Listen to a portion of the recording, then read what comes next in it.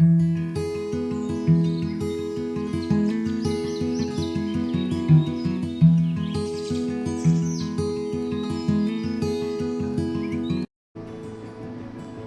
laom, mayong buntag kaninyong tanan. Ang atong hilisgutan karong Mayo 6, giuluhan og ang dakong sukdanan sa husto ug sayo. Ang atong teksto makita sa ikaduhang Timoteo 3:16-17. Ang tibuok nga kasulatan gitugas sa Dios ug may kapuslanan alang sa pagpanudlo, alang sa pagpamadlong, alang sa pagpanulid ug alang sa pagmatuto sa pagkamatarong aron ang tawo sa Dios mamahingpit, masinangkapan alang sa tanang maayong bulahaton. Mga kapaglaom, anaa sa pulong sa Dios ang tanang kinahanglanon alang sa paghimpit sa tawo sa Dios. Sama kini sa balay sa bahandi nga puno og mga malahalon ug bililhong mga tinipigan. Apan wala nato ginahatagag bili ang iyang bahandi. Ni naamgo ang atong kinahanglanon sa pagsangkap sa atong kaugalingon niining bahandi sa kamaturan.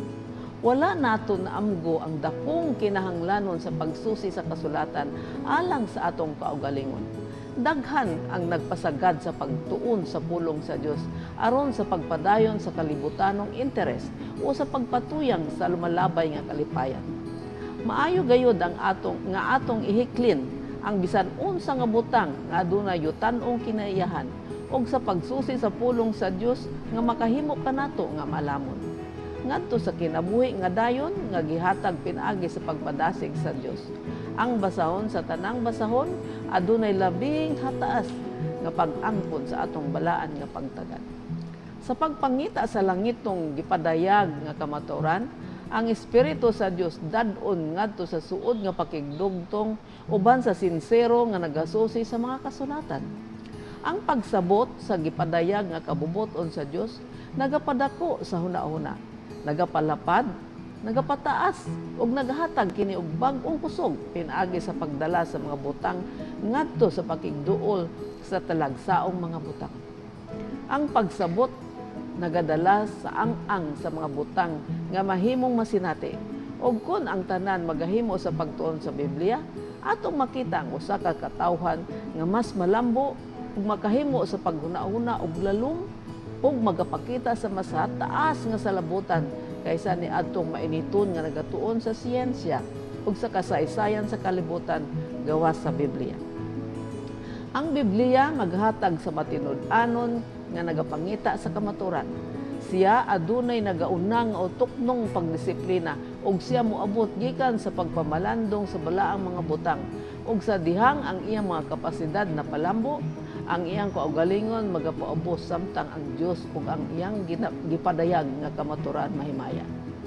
Ang Biblia may dako nga sukdanan sa hustong sayo ug klaro nga gipatin-aw kun unsang sala ug pagkapalaan.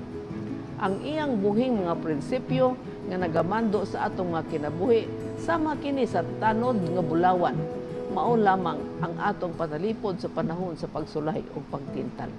Kapaglaom, ang Biblia nga mao ang pulong sa Dios mao'y sukdanan sa maayo ug sayop. Sa atong pagtuon ining mga pulong sa Dios, kita sama nga nakaplag og bililhong mga hiyas nga mao'y nagahatag kanato og bag-o nga pagsabot. O kung atong tunan og sabton pag-ayo kini nga pulong sa Dios, ang atong kaalam magauswag, magataas ug maghatag kanato og kabaskog sa pakigbisong sa mga pagtintal sa yawa ug pagsagubang sa atong mga pagsulay. Mag-apo kita. Dios ug may gugmaon namo nga man sa langit, tatagi kami Ginoo og kaalam pagsabot sa mga pulong aron among mahibaw-an kung unsa ang gusto ug sayop.